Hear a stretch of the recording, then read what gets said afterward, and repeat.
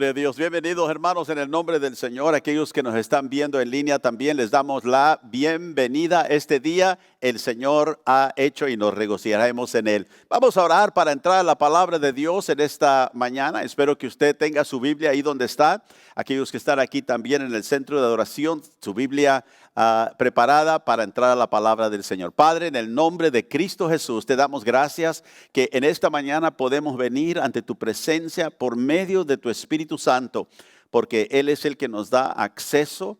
Y Padre, gracias por la sangre de Cristo que Él derramó para darnos ese acceso. Y te pedimos, Señor, que tú puedas escuchar, Padre, cada oración, cada petición, cada pensamiento que se eleva a ti esta mañana, y que tú puedas, Señor, transformar nuestra vida. Sánanos, libéranos, y cualquier cosa que necesitemos este día, tú eres el que provees toda nuestra necesidad. Te reconocemos y te reclamamos como nuestro gran y precioso Salvador. Así que en esta mañana, Señor, te adoramos y te bendecimos. Ahora nos acercamos a tu palabra pidiendo, Señor, que el Espíritu Santo nos dé sabiduría, entendimiento, inteligencia espiritual para poder entender, Señor, lo que tú tienes para nosotros. En el nombre de Jesús. Y el pueblo de Dios dice, amén, aleluya. Estamos hablando acerca de la visión que Dios nos ha dado aquí en Punto de Gracia. La semana pasada hablamos acerca de navegar la vida. Dice la visión nuestra, vemos una familia de creyentes. Hablamos ya acerca de esa familia de creyentes. Dice que navegan por la vida en obediencia a la verdad del Evangelio. O sea que no queremos ser solamente creyentes que andamos vagando, ¿verdad?, por el mundo hasta que nos muramos o hasta que el Señor nos llame. Así no queremos tener un propósito y queremos navegar la vida con obediencia o en obediencia a la palabra del Señor. En Primera de Timoteo, vamos a empezar aquí. Pablo nos da unos imperativos que nos ayudan a navegar la vida. Cuando digo imperativos, la palabra imperativo quiere decir algo que es necesario. Si algo es imperativo, algo es necesario o obligatorio para que otra cosa suceda. Así que para navegar la vida, ¿verdad?, dándole gloria a Dios y en obediencia, Pablo nos dice, hay ciertas cosas, ciertos imperativos que tienen que estar en la vida tuya y en la vida mía. En Primera de Timoteo 6 empieza a decir en el verso 11 a Timoteo, mas tú, oh hombre de Dios, huye de estas cosas. Todos digan huye. Ahí está el primer imperativo. Tenemos que huir de las cosas que nos apartan, nos separan de Dios. Y sigue la justicia. Todos digan sigue. Sigue. Ahora, no solamente huyemos de algo, pero vamos a seguir algo. Vamos a seguir la justicia, lo justo. Vamos a seguir la piedad, la fe, el amor, la paciencia, la mansedumbre. Y verso 12 dice, pelea la buena batalla de la fe. Diga pelea. Así que no solamente huimos de cosas, seguimos cosas, pero ahora tenemos que pelear. Pero no pelear con su vecino, sino pelear la buena batalla de la fe. O sea que es una guerra, hay una batalla en la cual nosotros tenemos que estar no solamente enterados de esa batalla, sino que estamos en el campo de batalla espiritual. Pelea la buena batalla de la fe. Alguien dijo, ¿sabe por qué es buena? Porque esta batalla ya la ganó el Señor. La victoria ya la tenemos asegurada. Por eso es una buena batalla. Dice, y echa mano a la vida eterna. Ahí está otro verbo, echa mano. Así que ahora tienes que emprender ciertas cosas. Tienes que echar mano, agarrar ciertas cosas. Y dice que la vida eterna, a la cual fuiste llamado, habiendo hecho la buena profesión delante de muchos testigos. Verso 13, te mando delante de Dios, que da vida a todas las cosas, y de Jesucristo, que dio testimonio de la buena profesión delante de Poncio Pilato. Verso 14, que guardes, aquí otro verbo que es imperativo, que nos ayuda a navegar la vida. Guarda el mandamiento sin mácula, ni reprensión, hasta la aparición de nuestro Señor Jesucristo, la cual a su tiempo mostrará el bienaventurado y solo soberano, Rey de reyes y Señor de señores, el único que tiene inmortalidad, que habita en luz inaccesible, a quien ninguno de los hombres ha visto ni puede ver, al cual sea la honra y el imperio sempiterno. Amén. Ahora vamos a regresar para que usted pueda anotar estos en su Biblia. Primeramente, huye, verso 11, de estas cosas. Sigue y la justicia. Pelea, verso 12. Echa mano, mismo verso. Y luego en el verso 14, guarda el mandamiento. Así que huye de cosas, sigue ciertas cosas, pelea la buena batalla, echa mano a aquello que verdaderamente es vida, o sea, la vida eterna, y guarda este mandamiento, dice, hasta que el Señor venga. Entonces nosotros tenemos, se nos ha dado esta enseñanza, esta revelación de que si queremos nosotros navegar la vida en una manera que glorifica a Dios, tenemos que estar envueltos en estas cosas, tenemos que huir de muchas cosas que quieren quitarnos, ¿verdad? El que nosotros agrademos al Señor. Tenemos que seguir lo que Dios ha puesto por delante de nosotros, lo recto, lo justo, la piedad, la fe, el amor, la paciencia, la mansedumbre, todas las cosas que Dios nos ha marcado en su palabra. Y tenemos que echar mano a la vida eterna, porque si usted regresa en este capítulo va a ver que Pablo está hablando acerca del dinero, el amor al dinero, la avaricia.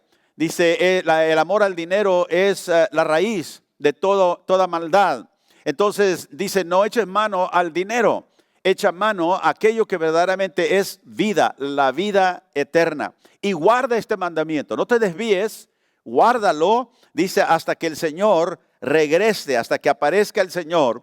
Él mostrará quién es el soberano, Él mostrará quién realmente está en control. Es el Rey de reyes, Él es el Señor de señores, dice el único que tiene inmortalidad, o sea, el único que tiene inmortalidad por sí mismo, dice que habita en una luz inaccesible, porque nadie puede acercarse ahí. Por eso la Biblia dice que nosotros tenemos que ser transformados en la resurrección para recibir un cuerpo que pueda estar en la mera presencia de Dios. Si nosotros entrásemos como estamos en la presencia de Dios, no duraríamos ni un minúsculo tiempo delante del Señor, porque este cuerpo tiene que ser transformado y eso es lo que va a suceder en la resurrección. Así que nosotros, los seguidores de Cristo, somos un pueblo de fe. Todos digan de fe. Acuérdense que vemos una familia de creyentes, personas de fe. Nosotros debemos navegar la vida como un pueblo de fe, una familia de creyentes. En Romanos capítulo 3, vamos ahí. Así que nosotros debemos tener cuidado que no seamos, en navegar nuestra vida, que no seamos como Israel fue.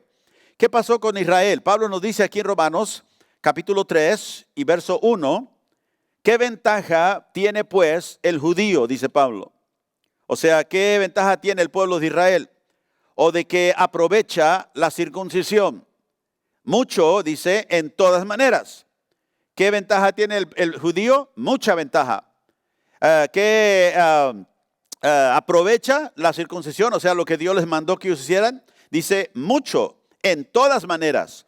Primero, ciertamente, que les ha sido confiada la palabra de Dios. ¿Por qué tenían ellos ventaja sobre todas las otras naciones? Porque a ellos se les dio la palabra de Dios. Dios les dio la ley de Moisés. A esta nación solamente. Y dice, ellos tenían esa ventaja. Verso 3. Pues que si algunos de ellos han sido incrédulos, su incredulidad habrá hecho nula la fidelidad de Dios. O sea, si los judíos no creyeron, si cuando Dios les envió el Mesías a Jesús, ellos lo rechazaron y lo crucificaron, dice, ¿acaso la incredulidad de ellos, esto hace nula la fidelidad de Dios? Lo que Dios prometió. Pablo dice, de ninguna manera. Antes bien, dice Dios, antes bien, sea Dios veraz, o sea, verídico, ¿verdad? Verdadero. Entonces nosotros tenemos que tener cuidado en navegar la vida, que no lleguemos a un punto donde llegó Israel. Dios nos ha confiado a nosotros, ¿verdad? Por medio de su Espíritu Santo, su nombre, su palabra. Ahora tenemos el Nuevo Testamento, no solamente el Antiguo Testamento. Se nos ha dado a nosotros esta ventaja. ¿Sabe que su vecino que no conoce al Señor, usted tiene más responsabilidad delante de Dios que él? Porque a usted se le ha dado algo que le ha ayudado para venir a conocer al Dios verdadero. Así que aquellos que no conocen al Señor tienen responsabilidad porque son pecadores delante de Dios. Pero al que se le ha dado luz tiene más responsabilidad. Entonces, si nosotros vamos a seriamente navegar la vida en obediencia al Evangelio, tenemos que reconocer este principio primero. ¿Por qué lo hacemos? Porque tenemos responsabilidad delante de Dios. Se nos ha encargado mucho más. Y al que más se le da, más se le requiere, dijo el Señor. Amén. Así que no seamos como Israel, que fueron incrédulos, no creyeron. Tenían toda la ventaja, se les confió la palabra, pero la incredulidad de ellos los llevó a un castigo, a un juicio. La incredulidad de ellos no hizo nula la fidelidad de Dios. Dios de todos modos trajo su promesa al mundo a través no solamente de los judíos, sino eventualmente a través de los gentiles también. Ahora, nuestra vida en Cristo, otra vez digo, es una vida de fe. En Hebreos capítulo 12, el escritor nos dice ahí cómo corremos aquí lo compara, navegar la vida con una carrera. Y en esta carrera dice que nosotros tenemos que tener presentes que se requiere algo de nosotros en esta carrera. Capítulo 12, verso 1 de Hebreos. Dice, por tanto, nosotros también, teniendo en derredor nuestro, ¿qué? Tan grande nube de testigos. Son aquellos que murieron en fe en el capítulo 11, que habla de todos los hombres, los profetas, las mujeres que murieron creyendo a Dios. Ellos son testigos. Dice, y nosotros tenemos alrededor nuestro esta gran nube de testigos. Despojémonos de todo peso y del pecado, dice, que nos asedia. Note esa frase porque vamos a hablar un poquito hoy, pero más el próximo domingo. Despojémonos de todo peso. Y no está hablando del peso mexicano, así que no se asuste. No vamos a recoger una ofrenda y pedirle que se despoje de todo peso. No, está hablando de todo aquello que te impide que corras la carrera. Sabe que los que corren carreras tratan de ser lo más ligerito que puedan. Yo me acuerdo la primera vez que me di cuenta de que había tenis que no pesan casi nada. Y me acuerdo que levanté uno y dijo, oye, esto no pesa nada. Dijo, sí, eso son las personas que corren carreras quieren usar. Entre menos peso lleven, mejor para ellos. Porque dice que pueden correr la carrera mejor y más ligeramente. Entonces Pablo dice aquí, despójate de todo peso. Todo aquello que te causa que no navegues la vida en obediencia a Dios con facilidad. Dice, y del pecado que nos asedia. El pecado que nos asedia. ¿De quién está hablando? Está hablando de los creyentes. Ahora, no debemos de pecar, pero nosotros como creyentes todavía a veces pecamos. Y dice, despójate del pecado que te asedia y corramos con paciencia la carrera que tenemos por delante. Acuérdense que la paciencia es una de las cosas que leímos ahí en 1 Timoteo 6 que debemos de ¿qué? De seguir. Sigue la paciencia. Y dice, corramos la carrera con paciencia, haciendo ¿qué? Verso 2, puesto los ojos ¿en quién? ¿En quién? En Jesús. Puesto los ojos en Jesús. O sea, obviamente los ojos espirituales, porque no lo podemos ver con los ojos físicos, pero estamos hablando de la carrera de la fe. Pon tu fe, pon tus ojos en Jesús. Mira a Él, el autor y el consumador de la fe. El autor, aquel que empezó tu fe, y el que consuma tu fe, el que perfecciona tu fe, el cual por el gozo puesto delante de él, ¿qué dice? Sufrió la cruz y menospreciando, dice, lo oprobio, y se sentó a la diestra del trono de Dios. Ahí está el fin de la carrera. El Señor tuvo victoria en su carrera, ¿verdad? Corrió la carrera, fue a la cruz, pasó la cruz, resucitó y ahora está sentado en el lugar de victoria como victorioso campeón a la diestra del trono de Dios. Y ese es nuestro Salvador. Ese es aquel que dijo, sígueme a mí. Él corrió la carrera y nos dijo que nosotros pusiéramos nuestros ojos en Él. Aleluya. Así que nosotros vivimos nuestra vida en fe, creyendo a Dios. Basamos toda nuestra vida, los que queremos navegar la vida en obediencia a la verdad del Evangelio, basamos nuestra vida en las enseñanzas de Cristo. ¿Qué quiere decir esto? ¿Que solamente las palabras que Cristo encontramos en el Nuevo Testamento? No, porque Cristo, Él afirmó las palabras de los profetas, por ejemplo, en el Antiguo Testamento. Entonces, el Antiguo Testamento, la ley de Moisés, Jesús muchas veces Él citó de ellas. Así que Él nos estaba dando la afirmación de que el Antiguo Testamento, la palabra de Dios encontrada ahí, es para nosotros hoy. Y también Él envió a los apóstoles a que ellos fueran enviados, comisionados, y ellos escribieron el Nuevo Testamento. Y ahí se encuentran no solo las palabras de Jesús, sino las palabras que el Espíritu Santo, verdad, dio a los apóstoles para que ellos trajeran la enseñanza que Jesús quería para su iglesia. Y por eso decimos que ahora nosotros tenemos que basar toda nuestra vida cuando navegamos en obediencia a la palabra del Señor, a la palabra y las enseñanzas que tenemos en la Escritura. Y esto incluye el Antiguo y el Nuevo Testamento. Las Escrituras, hermanos, son la única cosa que nos señala a Jesús. En Juan, capítulo 5, verso 39, el Señor dijo esto: escudriñad las Escrituras, porque a vosotros os parece que en ellas tenéis la vida eterna.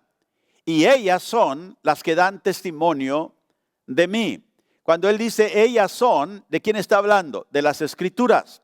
Las Escrituras son las que dan testimonio de mí. Dan testimonio de mí. Así que las Escrituras, la palabra de Dios, ¿verdad?, nos señala, nos apunta hacia quién? A Cristo. Y por eso poniendo nuestros ojos en Cristo es poner nuestros ojos en la Escritura. ¿Qué es lo que nos dice? Ya les dije que la Escritura es la palabra escrita. Pero ¿quién es Cristo?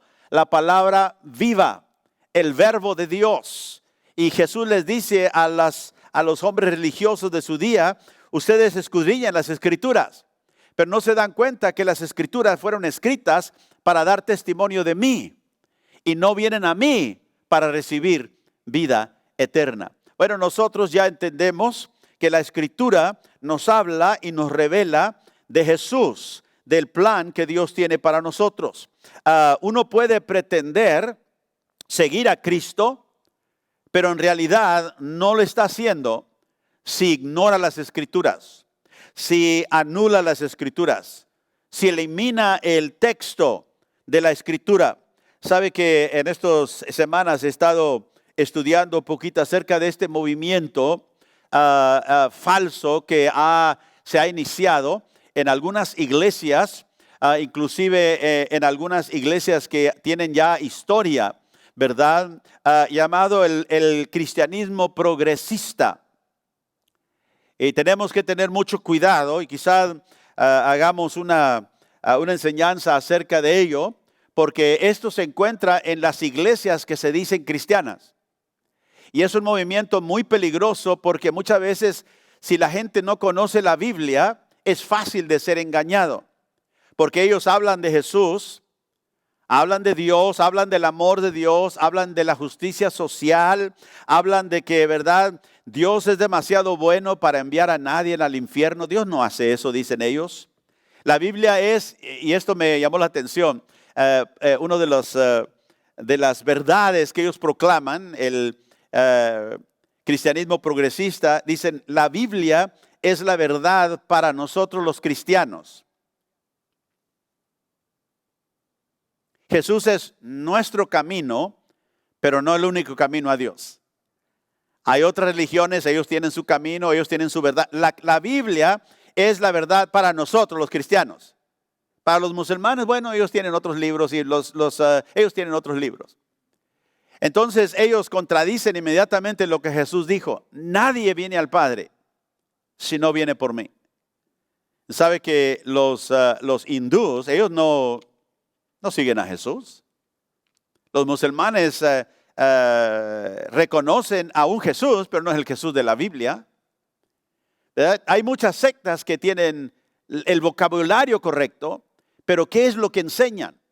Entonces, cuando un movimiento empieza a enseñar que la Biblia es buena para nosotros los cristianos, pero no pensemos que es para todos, entonces ya hemos violado el principio o la verdad que Cristo nos enseñó en su palabra. ¿Sabe que la Biblia dice que no hay salvación en ningún otro? Pedro lo dijo, apóstol de Cristo. No hay salvación en ningún otro. No hay otro nombre bajo el cielo, dijo, dado a los hombres. No a los cristianos nada más, a los hombres, al mundo, en el que tengamos o podamos ser salvos, más que el nombre de Cristo Jesús. Así que nosotros tenemos que tener cuidado. Jesús dijo que en los últimos días vendría mucha gente delante de él creyendo y diciendo que le conocen, pero él les va a decir, no todo el que dice Señor, Señor, entrará al reino de los cielos. En 2 de Timoteo, capítulo 2, vamos ahí. Ahora, yo no sé si usted ha escuchado en algún momento, en algún tiempo, en su vida como cristiano, alguien que diga, bueno, cada quien interpreta la Biblia como quiere. ¿Nunca ha oído a alguien que diga eso? Usted le enseña lo que dice la palabra de Dios. Sí, yo sé, dice eso, pero cada quien interpreta la Biblia como quiere. Es simplemente una excusa para no escuchar lo que la Biblia dice. O sea, cada quien la interpreta como a él le da la gana. Pero escúcheme, hay una ciencia, si podemos decir así, de interpretación. Cuando uno estudia la Biblia en un seminario teológico, tenemos que tomar una clase que se llama hermenéutica. La palabra hermenéutica quiere decir interpretación o traducción. Entonces, cuando alguien, si usted en algún tiempo leyó en la escuela o le enseñaron acerca de la mitología griega, por ejemplo, hay un dios griego, ¿verdad? Llamado Hermes. Y Hermes era el intermediario entre los dioses, y ese dios Hermes, él interpretaba los mensajes que venían, según ellos, de abajo de la tierra, del underworld le llamaban, y él interpretaba los mensajes, ¿verdad?, de los dioses. Y ese nombre viene de esa palabra, hermenéutica, y quiere decir la ciencia o la interpretación.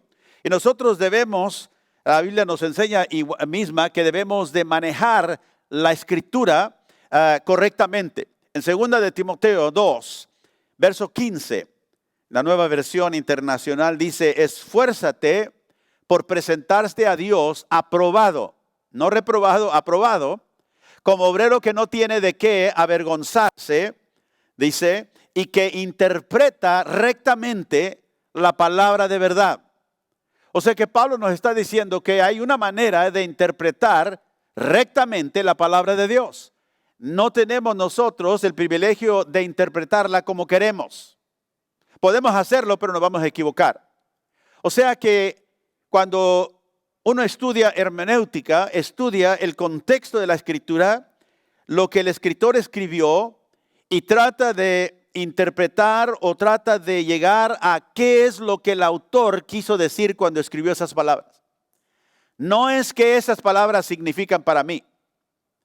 Hay gente que, ¿verdad?, se acerca a la Biblia y lee la escritura y alguien le dice, ¿y qué quiere decir eso para ti? No importa lo que quiera decir para ti. Lo que importa es qué quiso decir el escritor cuando escribió esa palabra. Eso es lo que nosotros debemos y entonces la hermenéutica busca, ¿verdad?, la correcta interpretación basada en el contexto, ¿verdad? Y a veces uno tiene que estudiar inclusive la historia, ¿verdad? Históricamente, ¿qué es lo que históricamente desde que tenemos escritos se interpretó de esa manera? Entonces, hay manera de interpretar la escritura. La escritura realmente se interpreta a sí mismo. La escritura no se contradice. Por lo tal, un escritor escribe algo y otro escritor escribe algo, porque ellos fueron inspirados por Dios, que nunca se equivoca y nunca hace errores, ellos concuerdan. Y tenemos nosotros que ver que cuando aparenta que un escritor está contradiciendo al otro, es porque no lo hemos entendido nosotros correctamente. Y hay manera de entenderlo, ¿verdad?, comparando escritura con escritura. Por eso cuando enseñamos aquí en la palabra de Dios, vamos no solamente a una escritura, sino que ¿qué dice Pablo? ¿Qué dice Pedro? ¿Qué dice Juan concerniente a este tema que estamos cubriendo? Y es importante que nosotros manejemos la palabra de Dios, ¿verdad? Con precisión, dice otra escritura. Aquí dice que interpreta rectamente la palabra de verdad. No es la interpretación mía la correcta, no es la interpretación suya la correcta. La interpretación correcta es la que el autor, inspirado por el Espíritu Santo, escribió y quiso traernos a nosotros. Por eso cuando alguien dice, bueno, la Biblia dice que Jesús es el camino, la verdad y la vida. Bueno, Él es un camino, pero eso no es lo que dijo. No dijo soy un camino, dijo soy la verdad, soy el camino. Cuando alguien dice, nadie viene al Padre si no es por mí, bueno, ¿quiénes serían ahí los cristianos? ¿Ve qué está haciendo? Le está agregando sus ideas a lo que la Biblia no dice. La Biblia no dice a los cristianos. La Biblia no dice que hay un solo nombre bajo el cielo dado a los hombres. No le podemos cambiar nosotros, los hombres quiere decir realmente cristianos. No, los hombres está hablando de ¿quién? De la humanidad, ¿sí? No hay ningún otro nombre en el cual podamos ser salvos. Entonces, cuando alguien dice que Cristo es nada más para los cristianos, está equivocado, porque la Biblia no nos deja hacer eso. Yo digo, si alguien va a enseñar algo diferente, entonces no use la Biblia. Entonces simplemente diga, no creo lo que la Biblia dice.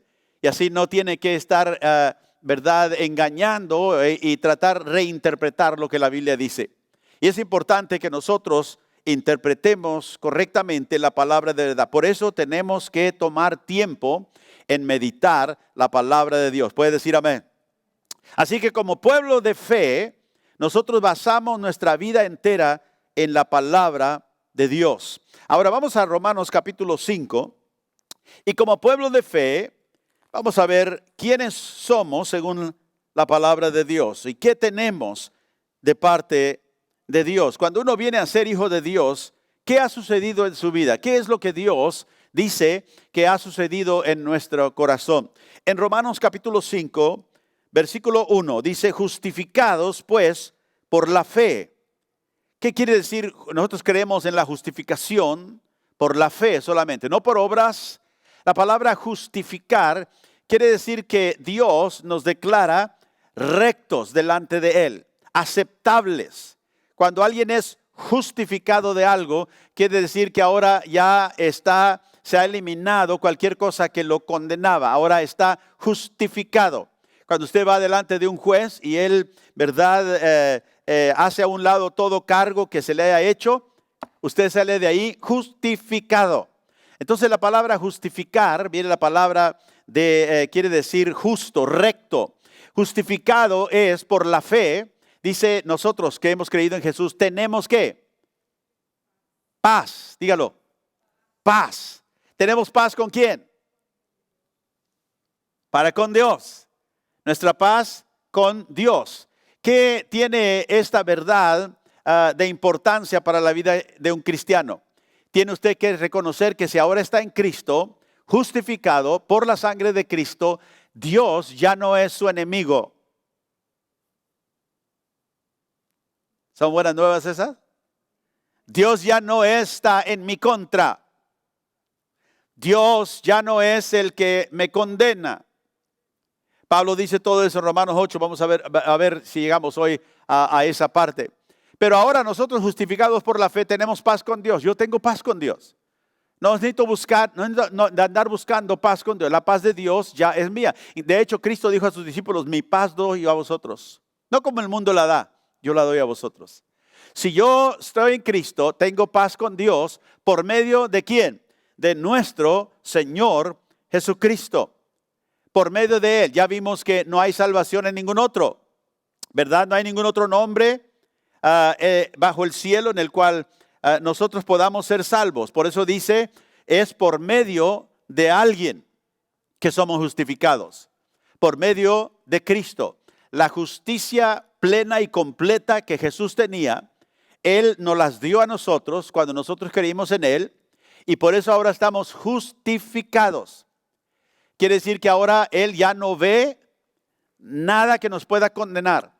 Ahora nos puede disciplinar cuando pecamos y Dios lo hace, pero por eso decimos la salvación no se pierde, porque la salvación no se ganó por nuestras obras. La tenemos por la obra de otro, que es perfecto, es Cristo Jesús. Y cuando Él nos las dio, es nuestra y Él nos cubre para siempre. En Romanos capítulo 8, vamos ahí, mire lo que dice el verso 31. Si nosotros tenemos paz con Dios, Pablo aquí desarrolla un poquito más esa verdad de que ahora Dios no es nuestro enemigo. Si usted lee en capítulo 5, creo que es el verso 8, dice que nosotros siendo enemigos de Dios, Cristo murió por nosotros. Éramos enemigos, pero ya no somos. Ahora tenemos paz con Dios. Note el verso 31 de Romanos 8. ¿Qué pues diremos a esto? Si Dios es ¿qué? Por nosotros, ¿quién contra nosotros? O sea, si Dios está a su lado, ¿quién puede venir y estar en su contra y tener éxito? Es lo que está tratando de decir. Si Dios es conmigo, ¿quién puede estar en mi contra? Ahora póngase a pensar un momentito de eso, porque a veces nos pensamos, bueno, si tenemos bastante número, entonces tenemos poder. Pero no, si somos yo y Dios nada más, usted y Dios nada más, es la mayoría. Porque ¿quién puede contra el poder de Dios? Nadie. Pablo dice, si Dios es por nosotros, ¿quién entonces contra nosotros? Verso 32. El que no escatimó ni a su propio Hijo, sino que lo entregó por todos nosotros, ¿cómo no nos dará también con Él todas las cosas? ¿Quién acusará a los escogidos de Dios? ¿Quiénes son esos? Los que tienen paz con Dios. Romanos 5:1. Justificados por la fe tenemos paz. ¿Quién acusará a los escogidos de Dios? Dios es el que justifica. Justificados por la fe tenemos paz con Dios. Así que ¿quién nos puede acusar si ahora tenemos paz con Dios? Si somos los escogidos de Dios, ¿quién puede traer alguna acusación contra nosotros? Verso 34. ¿Quién es el que nos condenará? Cristo es el que murió, mas aún el que también resucitó, el que además está a la diestra de Dios, el que también intercede por nosotros. ¿Quién nos condena? ¿Quién nos puede condenar? Nadie, ni el diablo. Verso 35. ¿Quién nos separará del amor de Cristo? Sí, esas son verdades, hermanos, para navegar la vida. Usted tiene que saber esto. Dios está conmigo. No importa lo que suceda en mi vida, nada tiene y puede convencerme de que Dios no está conmigo. Él es mi paz, Él es mi justificador, Él es el que ha quitado toda la condena de mi vida. Y luego dice, y Él entregó a su Hijo. Y si Él no escatimó a su Hijo, póngase a pensar un momentito. Dios tuvo que entregar a su Hijo para que usted pudiera y yo pudiéramos recibir todas esas bendiciones. Dios no escatimó a su Hijo. Dios no lo puso a un lado, no lo protegió, sino que lo entregó por nosotros. Como también dice, no nos dará con Él todas las otras cosas. Si nos dio lo mejor, ¿cómo no nos dará las otras cosas menores? Claro que sí. Entonces Pablo está diciendo aquí que nosotros estamos privilegiados y por eso tenemos más responsabilidad delante de Dios. ¿Quién nos separará del amor de Dios? Note el verso 35. Tribulación. Ahora mi pregunta es, ¿cuántos aquí hemos estado atribulados en alguna vez? ¿Cuántos hemos pasado angustia? ¿Nunca ha pasado angustia? Yo creo que sí. Persecución, quizá, por hablar de Cristo. Hambre. Desnudez. O sea, falta de algunas cosas como cristiano. Peligro o espada. O sea, en ese tiempo los creyentes, muchos de ellos eran mandados al Coliseo en Roma para morir en muchas maneras horrendas. Pero escúcheme, hermano, persecución, angustia, tribulación, hambre, desnudez, peligro, espada. Agréguele ahí toda otra miseria que uno pueda enfrentar en el mundo.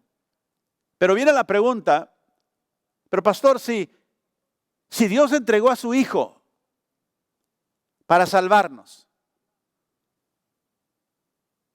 ¿No deberíamos nosotros ser liberados también de todas estas cosas? Y sabe que hay muchos creyentes que cuando pasan tribulación o angustia o necesidad, hambre, se empiezan a quejar con Dios.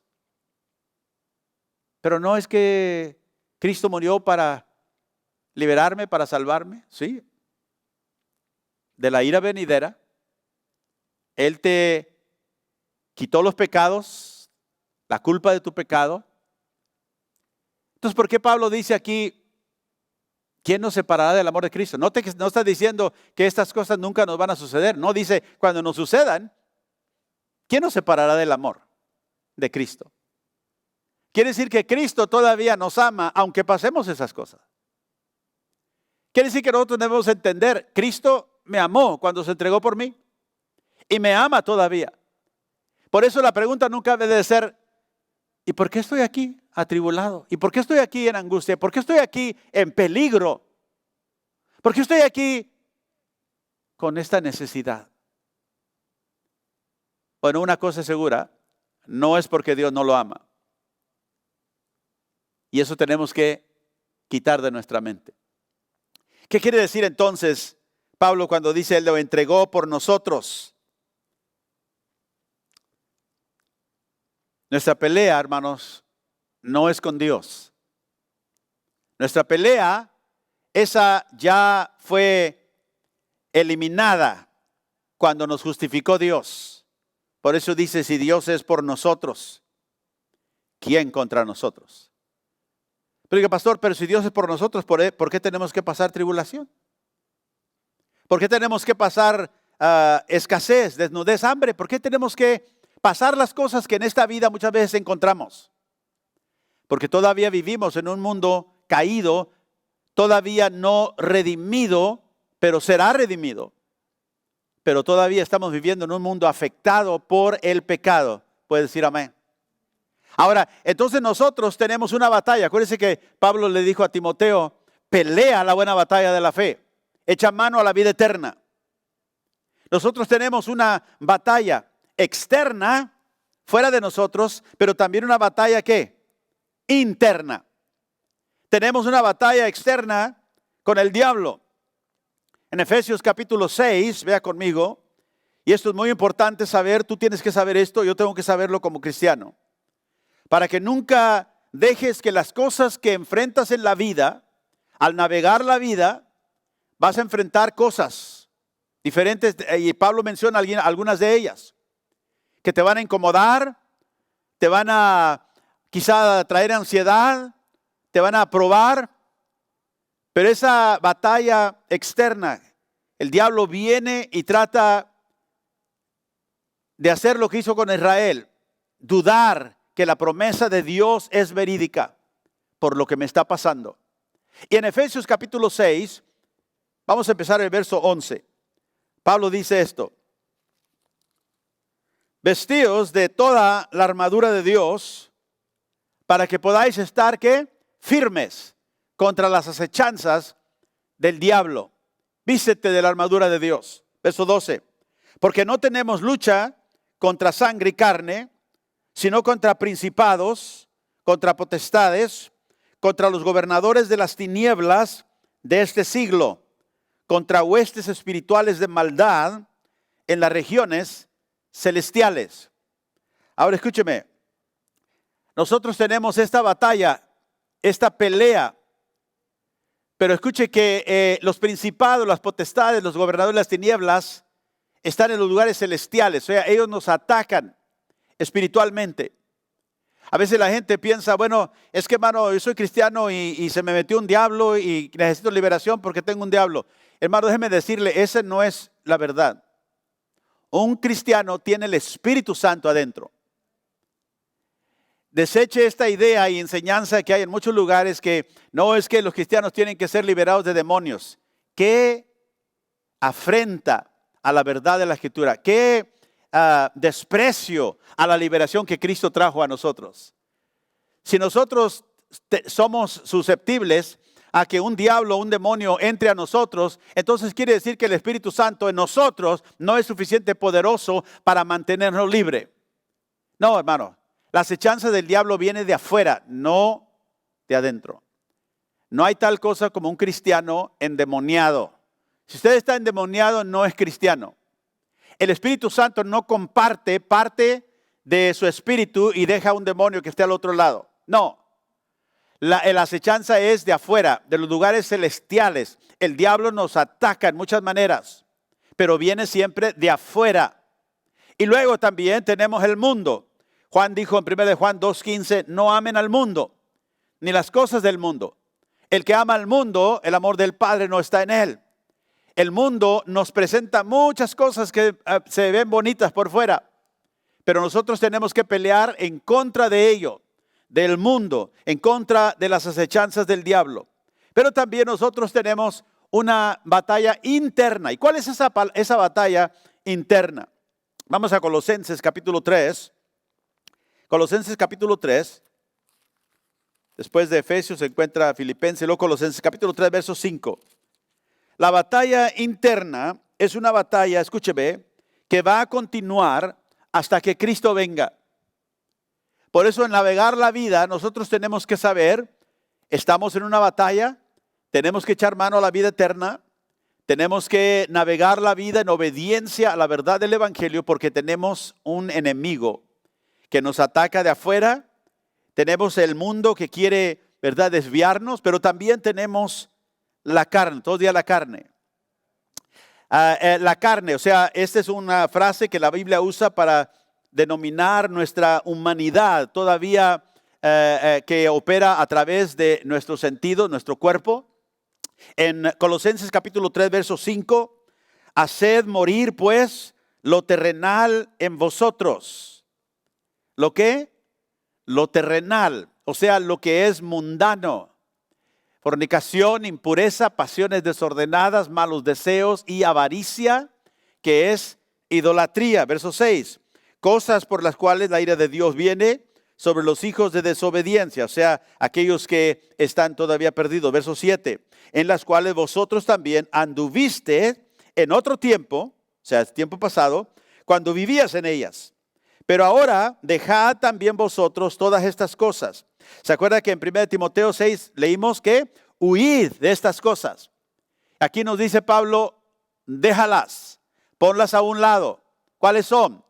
Ira, enojo, malicia, blasfema, palabras deshonestas de vuestra boca. Ahora, ¿de dónde vienen todas estas cosas? ¿De dónde viene la ira? ¿Viene de afuera o viene de adentro? A ver. ¿De afuera o de adentro? De adentro. Así que nunca puedes decir, ay, me hiciste enojar. Nunca le dices a alguien, ay, es que me haces enojar. No, nadie te hace. Te enojaste. Tomar responsabilidad personal es el primer paso para poder, ¿verdad?, salir de ello. No hay tal cosa como me hiciste enojar. ¿Verdad? Me enojé por lo que hiciste quizá, pero yo me enojé. Porque viene de adentro. Es enemigo, ira, enojo, malicia, blasfemia, palabras deshonestas, o sea, mentira de vuestra boca. Verso 9. Dice, no mintáis los unos a los otros, habiéndoos despojado del viejo hombre con sus hechos. O sea, haz algo que nos despojamos, nos quitamos, como nos quitamos el saco, o nos quitamos la blusa o algo, nos despojamos de ello. Entonces, nosotros tenemos una batalla interna con la carne, con el hombre viejo, si podemos decir así. Por eso la Biblia dice, considera al hombre viejo muerto. Y a veces se quiere levantar, ¿verdad? Y quiere actuar. ¿Y cuántos de nosotros hemos, verdad, experimentado, verdad, estas características de esta batalla interna? ¿Cuántos nos hemos enojado o airado o blasfemado o ser deshonestos o mentido? Todo eso, hermanos, escúcheme, es el hombre viejo, es la carne tratando de vivir lo terrenal. Por eso Pablo nos dice aquí, ya lo leímos ahí, ¿verdad? Quita de vosotros todo lo terrenal. Despójate de todo, haz morir, dice, lo terrenal en vosotros. Mátalo. No lo dejes que siga ahí. No hagas excusas por ellos. No digas, es que así era mi abuelo y mi papá y se enojaba y yo también. Me acuerdo de un ejemplo que una persona dio una vez de una araña. Dijo que se le subió a la mano, al brazo y la estaba observando y esa arañita venía y se subía para arriba y venía y venía y venía y venía y le hacía... Y otra vez subía la arañita para arriba y ahí venía la arañita otra vez y dijo, no estés jugando con esa araña, mátala. Es la manera que uno termina con esas cosas. Por eso Pablo dice, ponlo a muerte, hazlo morir lo terrenal. No hagas excusas por ellas. No nada más le dices, lo voy a alejar un poquito nada más. Lo voy a hacer que se vaya un ratito. No, porque al rato otra vez viene. Tienes que hacerlo morir. Tienes que matarlo. Y la carne, hermano, tiene que ser sujeta a muerte. Por eso Pablo dijo en Gálatas 2:20, crucificado estoy juntamente con Cristo.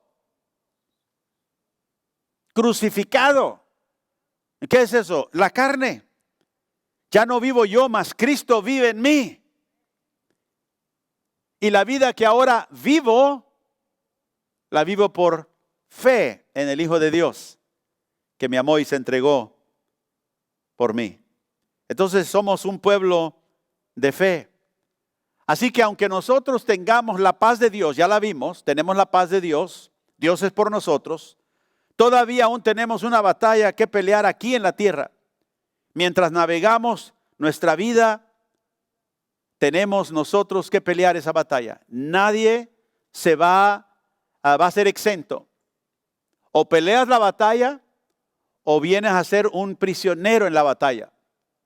Y hay muchos creyentes que han dejado el campo de batalla y viven con lo terrenal puesto siempre delante de ellos.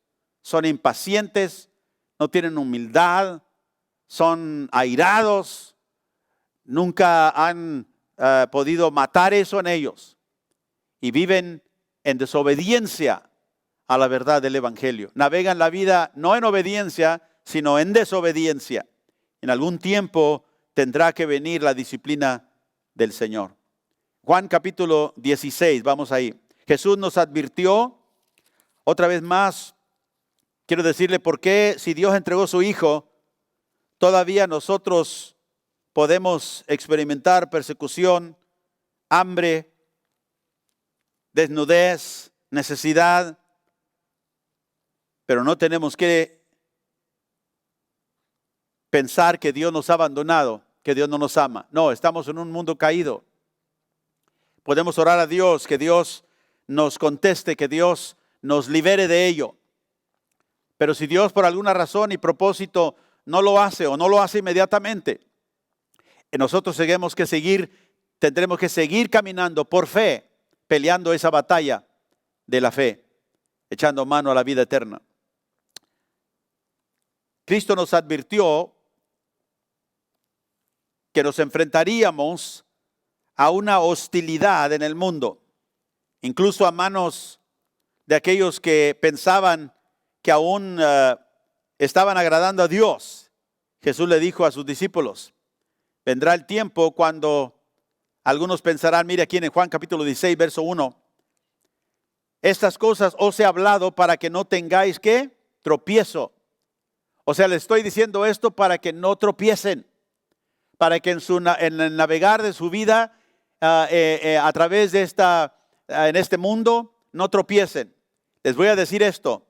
¿Qué les dijo? Verso 2. Los expulsarán de las sinagogas. Y viene aún la hora, dice, cuando cualquiera que los mate pensará que rinde a Dios, que rinde servicio a Dios. O sea, pensará que lo está haciendo para Dios. ¿Y quién es la secta religiosa, el grupo que hace esto ahora en el mundo? Los musulmanes.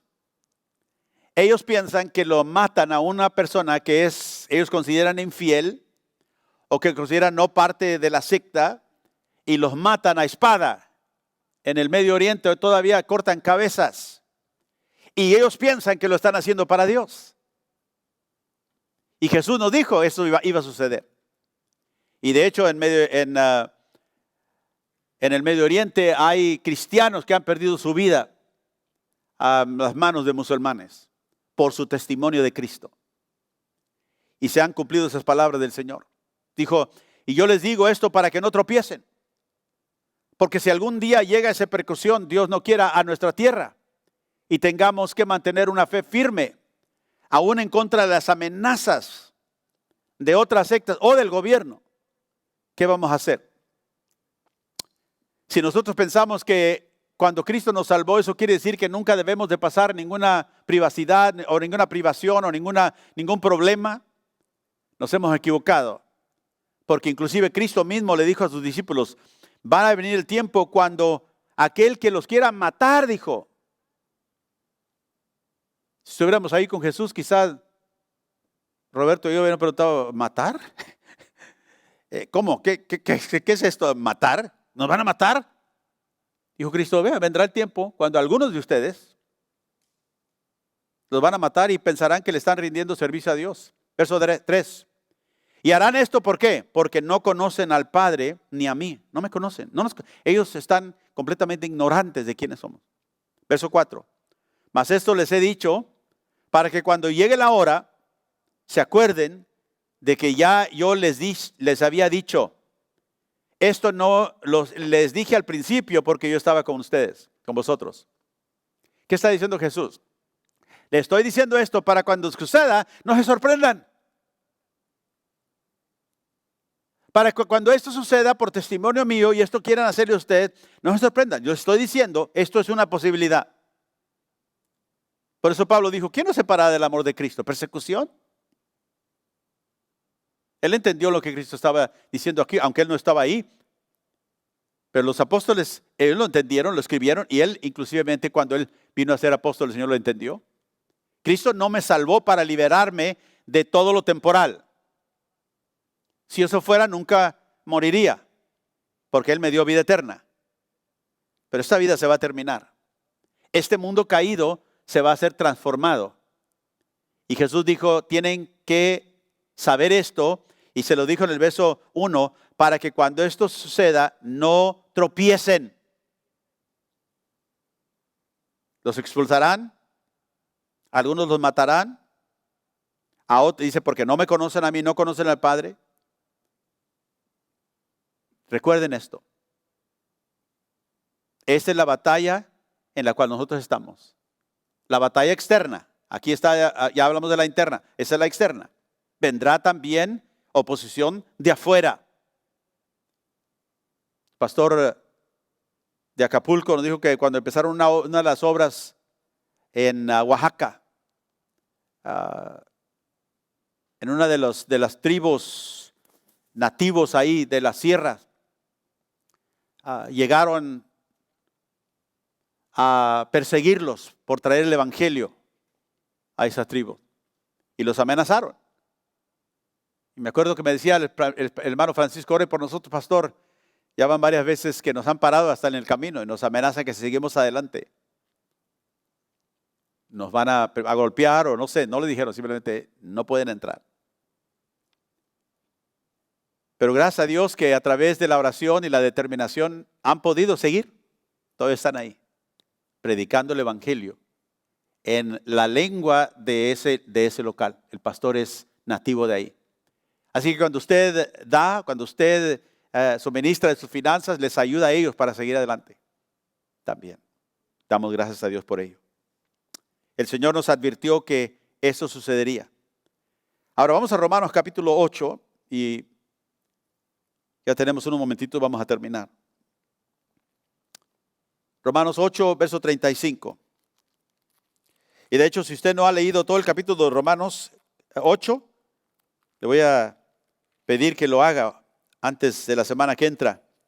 Léalo detalladamente y medite en lo que Pablo está diciendo. Romanos 8, verso 35. ¿Quién nos separará del amor de Cristo? tribulación o angustia, persecución, hambre, desnudez, peligro, espada. Como está escrito, por causa de ti somos muertos todo el tiempo. Somos contados como ovejas de matadero. O sea, esto está escrito en el Salmo 44. Dijo, por causa de ti Dios, somos muertos. O sea, nos persiguen y a veces hasta nos matan. Por ti, Señor, somos como ovejas de matadero. Antes bien, verso 37, ¿qué dice? En todas estas cosas somos más que vencedores. ¿Por qué? Por medio de aquel que nos amó. Ve, si Dios entregó a su Hijo, no le escatimó por nosotros, ¿cómo no nos dará también todas las cosas? Dios es nuestro proveedor. Pero eso no quiere decir que no vamos a pasar la oposición externa. Eso no quiere decir que no vamos a lidiar con la oposición interna, porque estamos en medio de una batalla. Cristo nos advirtió en el capítulo 21. Capítulo 21. Vamos a leer eso y vamos a terminar aquí. Levantaremos aquí la próxima semana. Lucas 21. Dios entregó a su Hijo. Él nos perdonó nuestros pecados. Nos preparó para la eternidad. Y eso no quiere decir que ahora no vamos a pasar ningún sufrimiento en esta vida. Es muy claro, la Escritura lo menciona en varios lugares. El apóstol Pablo habla de ellos, Pedro habla de ello, Juan habla de ello, Jesús habló de ello. Aquí en Lucas 21, el verso 12. Jesús dijo, pero antes de todas estas cosas, o sea, antes de que nación se levante contra nación, reino contra reino, terremotos, dijo, hará en los últimos días. Habrá todas estas señales en el cielo, en la tierra. Pero antes de todas estas cosas, os echarán mano y os perseguirán. Y os entregarán a las sinagogas y a las cárceles. Y seréis llevados ante reyes y ante gobernadores por causa de mi nombre. Y esto os será ocasión, ¿para qué? ¿Para quejarnos? Para dar testimonio. Acuérdese, cuando alguien nos persigue, cuando venga esa persecución, esas amenazas, inclusive del mismo gobierno, si no renuncia a esto, va a la cárcel. ¿Qué vamos a hacer? ¿Qué vamos a hacer? Vamos a dar testimonio. Porque ahí el Señor promete gracia para el momento. Dice, es oportunidad para dar testimonio. Verso 14. Proponed en vuestros corazones, ¿qué? No pensar de antemano que habéis de responder en vuestra defensa. Qué tremendo, ¿no? Que el Señor dice, y no se pongan a pensar, ¿y qué voy a decir si me pasa eso? Dijo el Señor, y escúcheme, es una instrucción del Señor. No lo haga. ¿Qué vamos a hacer cuando ese día venga? ¿Qué vamos a hacer? Vamos a depender del Espíritu Santo. Es lo que está diciendo. No te pongas a pensar lógicamente, ¿qué le voy a decir esto? No. No medites en tu corazón ni cómo vas a responder. Verso 15. Porque yo os daré palabra y sabiduría, la cual no podrán resistir ni contradecir todos los que se opongan. Es una promesa. Mas seréis entregados aún por vuestros padres y hermanos y parientes y amigos. Y algunos de vosotros los matarán. Estaba leyendo ese, dije, no hemos llegado a esos tiempos aquí, pero quizá algún día llegaremos. Yo ya no tengo mis padres, pero ellos servían al Señor, así que ellos no me iban a entregar. Hermanos, todos mis hermanos, bueno, hay una que a lo mejor me entrega.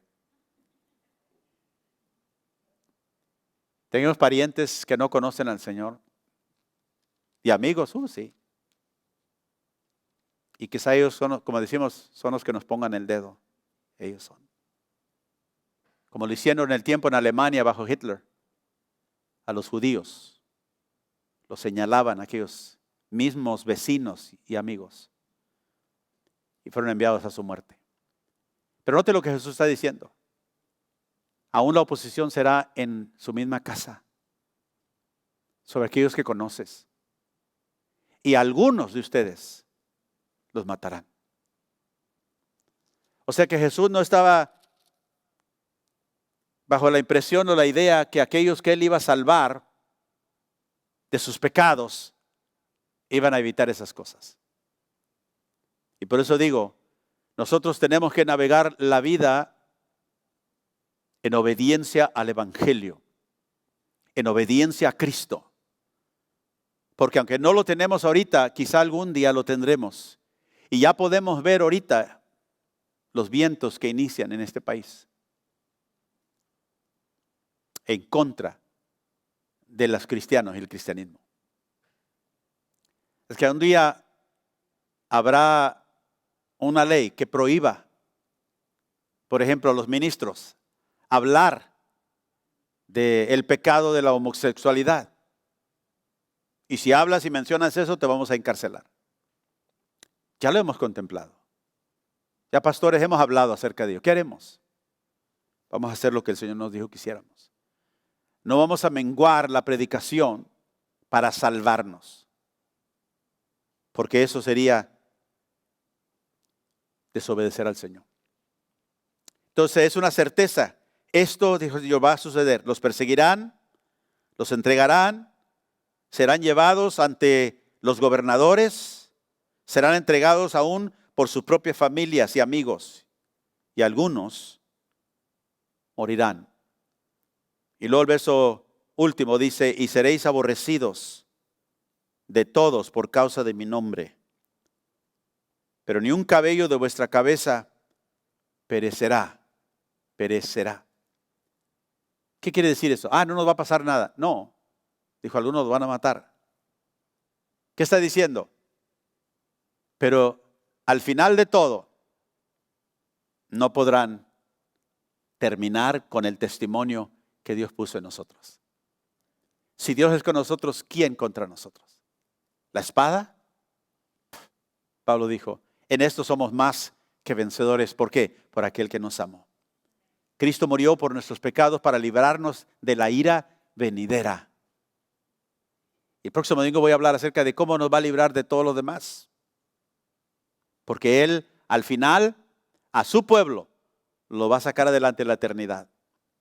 Y nosotros tendremos todo lo que el Señor ha provisto por su sacrificio.